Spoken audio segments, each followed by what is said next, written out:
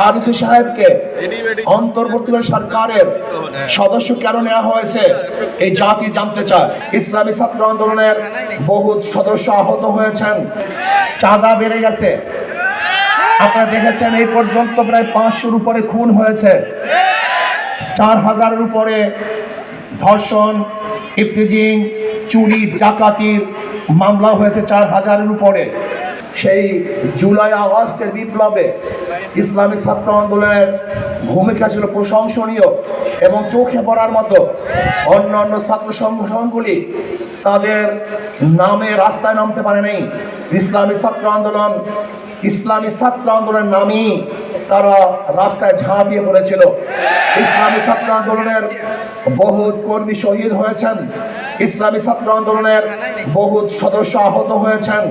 ইসলামী ছাত্র আন্দোলন তারা সাহসিকতার সাথে রাস্তায় ঝাঁপিয়ে পড়েছিলেন এই ভূখণ্ডকে রক্ষা করার জন্য, ইসলামী হুকুমত কায়েম করার জন্য, প্রত্যেকটা মানুষের অধিকারকে ফিরিয়ে দেওয়ার জন্য।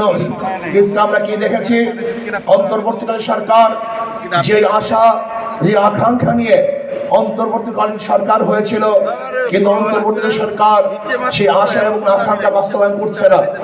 আজকে বিতর্কিত সদস্য নিয়ে পুরা সরকারকে প্রশ্নবিদ্ধ করেছে।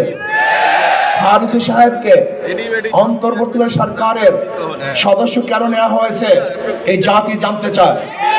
সব জায়গা থেকে এই বিতর্কিত সদস্যের ব্যাপারে আওয়াজ উঠলেও শেখ হাসিনার মতো ঘাড় তাড়াবাই করে এখনো সেই কারের জন্য অকল্যাণ, এটা ঠিক কাজ করেন নেই।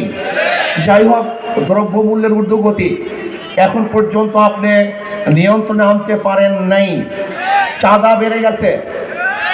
আপনারা দেখেছেন এই পর্যন্ত প্রায় 500-র উপরে খুন হয়েছে, 4000-এর উপরে ধর্ষণ, ইফতিজিং, চুরি, ডাকাতির মামলা হয়েছে 4000-এর উপরে।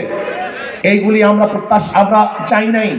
এই জাতি কোনো অবস্থাতেই নির্বিচারে হত্যার বাংলাদেশে দেখতে চায় না। আমার কোনো মেয়ে ধর্ষিতা হোক, এটা বাংলাদেশের মানুষ দেখতে চায় না।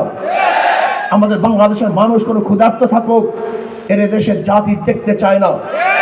আমরা চাই ইনসাফ প্রতিষ্ঠিত হবে।